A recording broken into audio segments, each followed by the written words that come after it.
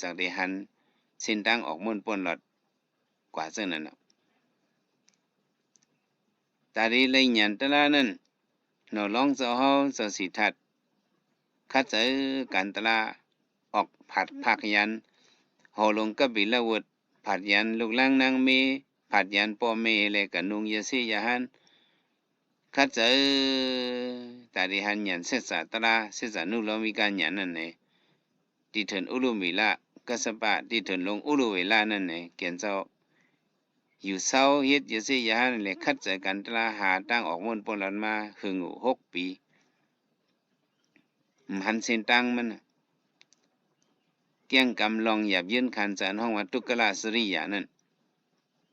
สมบูรณ์ยอมบ่พร้อมลงกว่าเสียงคนโหบ่โฮงเสียงตาบ่ลุกองคงกึดเหียนหนังหอลูกไว้ลูกสิข้างมีหลายสิก็สมบูรณ์หันกับตั้งเสียงนั่นมีเฮียงเนี่ยสมบูรณ์ปีนล่มตายลืมกว่าแต่นั่นไปหันเสษาตะลาไปหันเส้นตั้งออกม่วนป่วนรอดเลยเกียนเจ้า จังมาวนว่าลองอันเก่าเจียงแข็งอันเป็นอัตตากิลามันทานุโยกาเนี่ยมันตึกขนาดเอามื้อนาทาไปมาก้นอันที่มาเกี่ยงอัตตากิลามันทานุโยกาการขาดตัวขาดเสนี่ก็ให้มันเหลือสิอันเก่าเกี่ยงนี่ก็มันติมีมันติมาตึกเลยขนาดก้อยอันนี้มันซื้อเส้นตั้งแต่ได้ออกม่วนป่วนรอดไหลแน่เราลองพระเป็นเจ้าสิทัดวนป่องเสียงซื่อไหนมือก็เล็กนั่นเขายำเลยสันตะลามาพ้องมือจอคำหลงสุทธนะกะไถหน้านั้นก็อยู่เศร้านิมตัวนิมเจิมไปเป็นลูกอ่อนนั่นเขายำเลยสันมาอันนั้นเนาะนิมตัวนิมเจอเฮมันเมาตัวเมาเจอเฮที่เป็นเส้นตั้งอันกว่าจู้เลยหันเลยเสษสารนั่นอยู่โยก็ลุกขึ้นกว่าไปเส้นนั่นเนี่ยเราลองเจ้าเต็บตัดใจเจ้าไหนแหละขึ้นไปสุ่งกินอาหารราชตั้งกินตั้งเยี่ยมให้พวกขึ้นมีแหงมานั่นพวกหันเจ้านั่นก็ปันซาบกี่หาเจ้านี่ก็ว่าเจอลู่สับสีทัดได้ทากเอาเฮเกี่ยงกำลองแต่ได้เป็นพระนั่นมันจำเป็นแล้วกว่าละเขาก็ลุ่มลามันมา6 ปีนี่ก็ทั่วเอาเนี่ยเขาเจ้าหาเจ้าก็เขาก็ไปกว่าดีมึงปรณสีอ่ะขึ้นหนอลองเจ้าตัวเหลียวเขียนเจ้าก็หาตุ้งกินซ้อมเมเถียมเฮียงตัวเฮียงเจอขึ้นกินมาหมักไม่ตั้งกินตั้งเยี่ยมให้ว่าเป็นอาหารนั่นน่ะวันนี้อาหารก็เต็มทนมา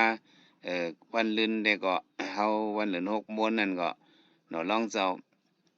เลยมาหับเอาเป็น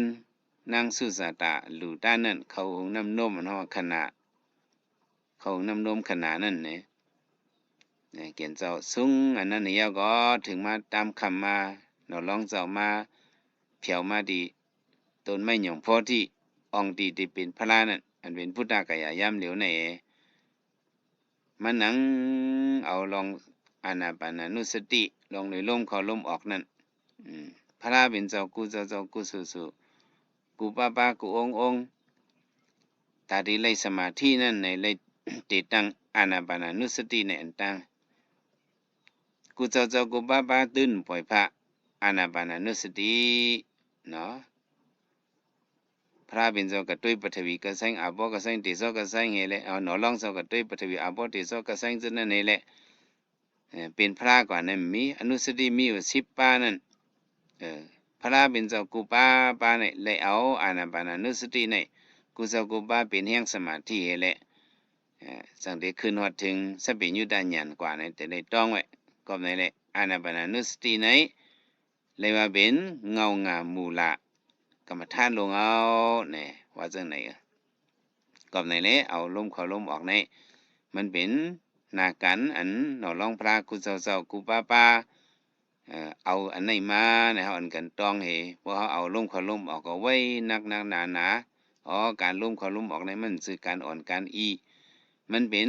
การนั้นหนอลองพระเป็นเจ้าแต่วันที่เป็นพระนั่นเลยเอาอานาปานานุสติหอมแห้งสมาธิกว่าเนี่ยเอาได้เลยไว้นักหนาเจอในแหละทิ้งใส่เขาได้เป็นเจ้าเฮิรนลมเข้าลมออก